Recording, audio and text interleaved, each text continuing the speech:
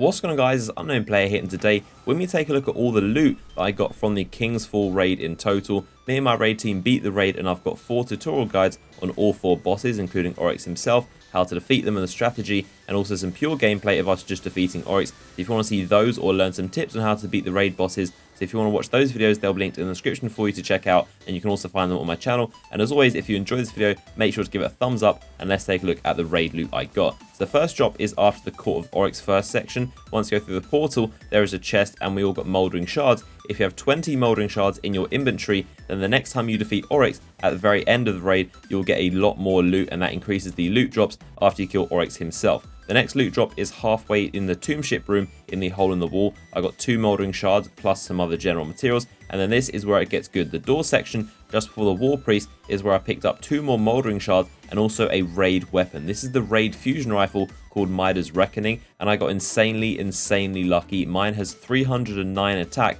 which is really rare. Raid weapons and armor have a chance to drop anywhere from 300 attack to 310, I believe, or maybe 309 is the max you need to infuse to get 310. But either way, 309 attack is really high, and that boosts my light level by a lot, so that is definitely a very good drop. And now we're going to take a look at the loot that I got from the 4 raid bosses. The first boss, the War Priest, I got the Blade of Famine, which is a quest item, and also got some more Mouldering Shards. Gorgoth was a little bit more generous, and he gave me some raid gauntlets, which is awesome. These came in at 302 defense, and again, that's going to boost my light level by a lot, which is helpful. And also picked up an antiquated rune, which lets me do tier 3 Court of Oryx, the hardest difficulty, and I got 2 more Mouldering Shards. From the Daughters of Oryx, I got the Shroud of Anuk, which is another quest item, and I got 2 more Mouldering Shards. And then there's Oryx, the final boss, and I bagged myself some really cool stuff. I got myself some Crota's Bane Eris Morn rep, I got the King's Bane emblem, the exotic Ravenous Heart, and some Motes of Light. So this is the King's Bane emblem, which you can wear to show everyone that you've beat Oryx and the raid, which is a very cool emblem to have.